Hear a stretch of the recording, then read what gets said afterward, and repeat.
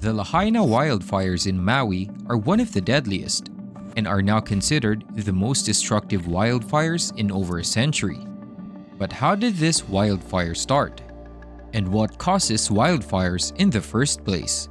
And can we do anything to prevent it? Today at Finance Per, we'll learn about the cause, the effect, and the prevention of wildfires. But for more videos about finance, technology, and business, don't forget to hit that like button and subscribe. Now, the deadly wildfires in Hawaii, particularly in Lahaina on Maui, which killed over 100 people and destroyed thousands of structures, were driven by a combination of environmental factors, which led to a wildfire, creating what they called fire weather. Hawaii Governor Josh Green expressed that the damage was so large, with more than 2,700 structures reduced to ashes in what is now known as the deadliest wildfire in the United States in over a century. The governor also anticipated the death toll would rise as the search for victims continued. Moreover, there are over 800 people still missing for almost 2 weeks after the fires started, raising concerns about potential child casualties in Lahaina. An investigation is ongoing to determine the exact cause of the devastating Maui wildfires in Hawaii.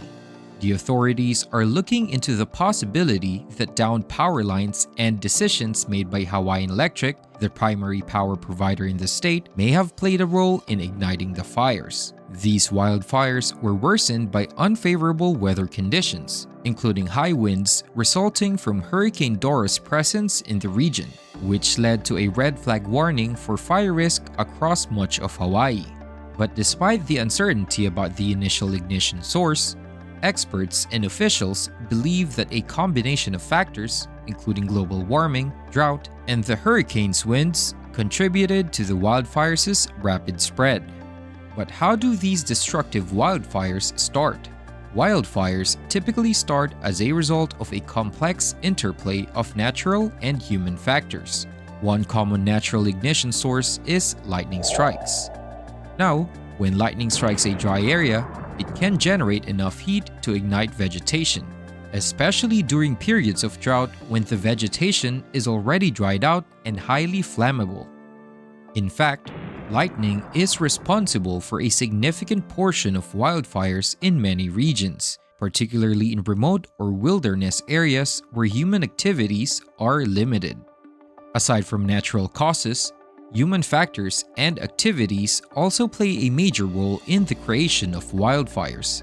The majority of wildfires caused by humans result from activities such as campfires left unattended, discarded cigarettes, sparks from equipment or vehicles, and even intentional arson. In regions where human development encroaches upon wildland areas, the risk of human-caused wildfires increases significantly. Additionally, just like in Maui, power lines, faulty equipment, and transformers can also trigger wildfires, especially during windy conditions when power lines may come into contact with vegetation or ignite nearly flammable materials. Now, aside from Maui, other areas of the world also faced widespread wildfires. Most recently, the 2023 Canadian wildfires turned New York and other cities in the area into what seems like a dystopian future with its red haze covering the city.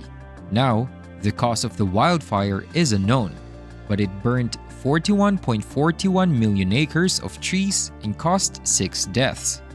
But before the deadly Lahaina wildfires, California was home to one of the deadliest wildfires in the world.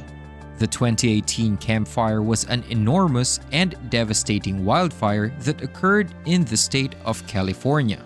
This destructive inferno began due to a combination of factors, including very dry conditions, strong and gusty winds, and issues with the Pacific Gas and Electric Company's power lines. But despite warnings from experts who knew about the fire risk, which was stated in a California Department of Forestry and Fire Protection 2005 fire management plan, that the town of Paradise was vulnerable to wildfires, was not fully prepared for the disaster that unfolded. As the fire ignited, it rapidly spread, consuming everything in its path with great speed and intensity. This made it extremely dangerous for people in the area. Many residents had to leave their homes and evacuate to safety, but sadly, some couldn't escape in time. This resulted in the loss of 85 lives and the destruction of over 18,800 structures, including homes and businesses. It forced thousands to evacuate and caused severe environmental damage while impacting air quality across the region. The disaster also had substantial economic costs and required a massive emergency response effort. So how do we protect ourselves from these destructive wildfires? Preventing wildfires requires a multi-factor approach that involves both individual and collective efforts. First and foremost, responsible behavior is crucial.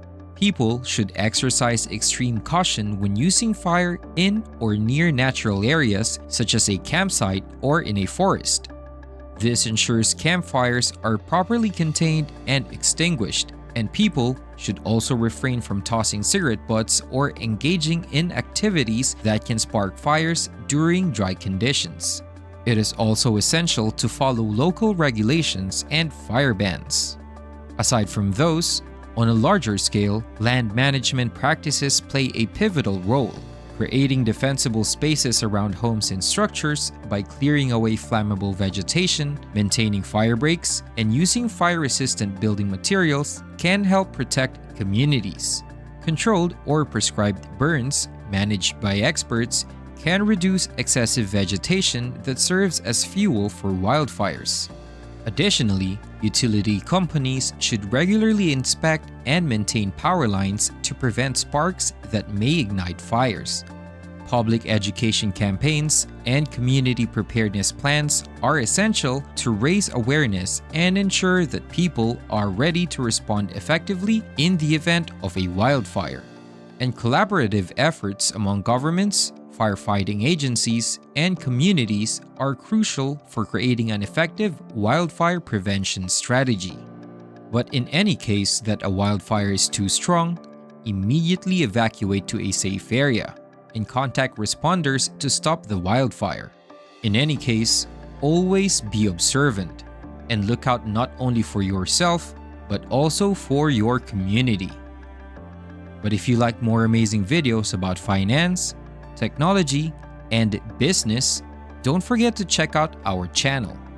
Also, don't forget to subscribe and click that notify bell for upcoming videos. For now, this is Finance Spur. Have a great day.